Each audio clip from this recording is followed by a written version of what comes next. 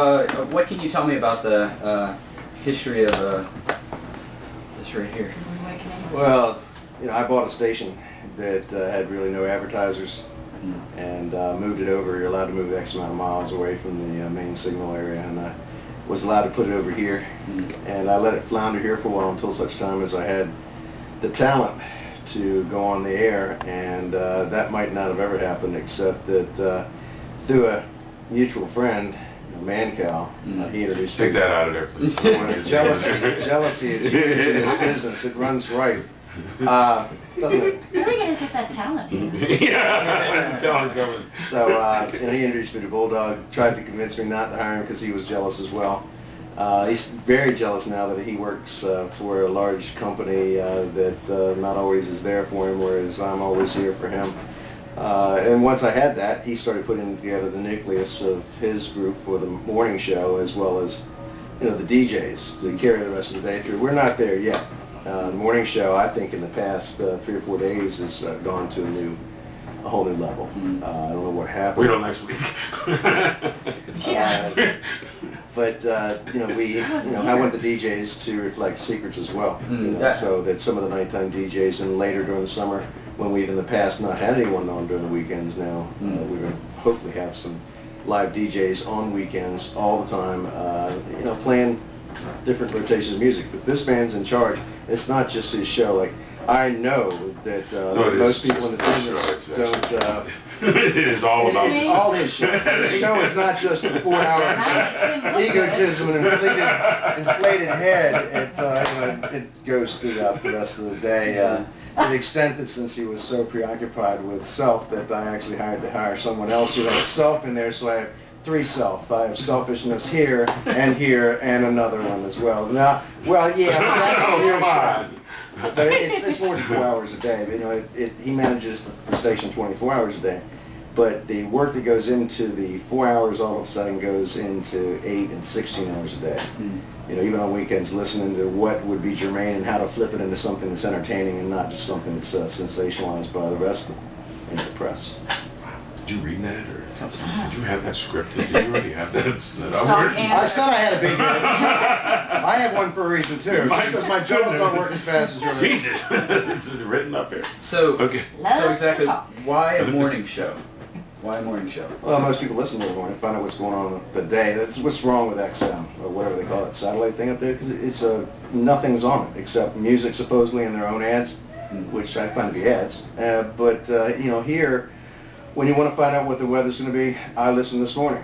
When I wake up, a lot of clock radios come on with 98.1. This morning I found out, came in, and I would have done the same if I wasn't the owner of this place and the radio station. I listened to it because it's a great station, and they told me that on Sunday, starting Sunday, they were going to have one of the worst northeasters. So automatically I had my troops following the lead of what the station, not an XM, says nothing, but instead saying, hey guys, watch your butt on Sunday. So, it's real important, to listen to the station locally, and from there out, it's just because he's funny. But don't tell him I said that. Real funny. It's funny looking. There's lots of Bald and funny looking. Sports now. So, how do you think the radio station, let's see, trying to think of the best way to put this. How do you think it heightens the appeal of secrets? Do you think it does, or do you think it? Yeah, the people, by putting the station, and I'm sure you've probably seen the station, out there on the bayfront, the people, we don't try and play all secrets ads. We put them in rotation like everybody else's ads. But they can't help but speak about secrets. The food, they just had a great big hamburger here, it's really good, man, secrets is doing or seeing the people on the beach, talking about how the rafts are full, it's a beautiful day, come to Ocean City, and secrets is the place. So it's little mentions, it's the adoration that you just can't buy. You can have anybody say anything on a 30, 60-second bit, but when people are saying it continuously that, it's hot, it's happening, that says something. But does make it, for us in the beginning, wouldn't you agree that it was kind of frustrating being called Secrets Radio? Yes, it was. And basically, I never knew Secrets before, coming here. I had never been to Secrets before. And really, the radio station pretty much made Secrets from what I see. I agree. And it put a lot of people off too. They didn't want to advertise. No. It was actually probably one of the hardest things when we first started was the fact that we were known as Secrets Radio. Yeah. And you know, while a lot of people in town, maybe it's envy or jealousy or whatever you may want to call it, with Leighton, they didn't like him and they didn't want to advertise because of the jealousy thing. Then they realized the station wasn't all about secrets. Probably And they because of the said, morning show. mostly because of the morning show, yeah. Well, I'll give you a better example than this dude can. I mean, that dude can. Everybody saved secrets, really. Basically is what I would Praise Bulldog. Bulldog. It's kind of like the Ferris On Bueller, high. Save Ferris, Yeah. Bulldog Save Secrets. Pretty much. Probably be the title of this whole project. How Bulldog saved secrets. As long as it's saved, I don't care how you title it. Just don't take a picture unless you're going to have a whole spread. A lot of owner input in that show. Yeah. How so? He says he wants to do it. Yeah, We have to we let heard him. him laugh trying to be funny. Let's see him live. No. If you don't, I mean, you know, really. Hey, okay, Gary. He said he wants to do it and we have to let him. It's his station. I think, and this is, you know, personally, I think that radio show, once you started coming into this morning show, you became a much more accessible person. People feared him. Dude still does. Oh yeah. He's afraid. He's petrified. How so? Because he's a mean guy. I mean, he has a reputation, is what I mean. Violent. He's he has a hot temper. All right, that's it.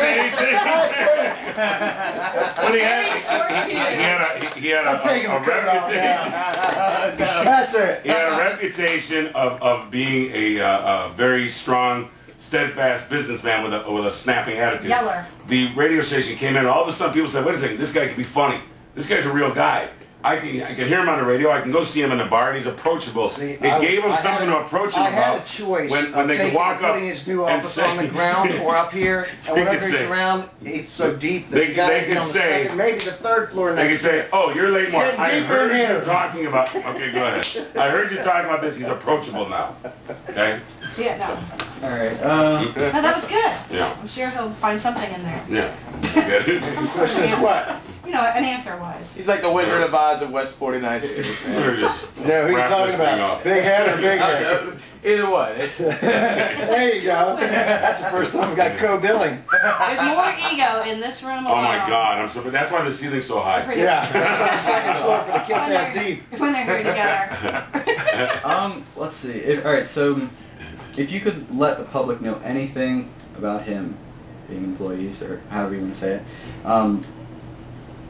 what would it be that you wouldn't think most people would know? He's a boot man. But Big boot man. what to let most people know about him That I they am wouldn't a expect, maybe. that they wouldn't expect. I You want probably those say birds? there's a another side to him that the rough exterior may show out, but deep inside he's a lot nicer.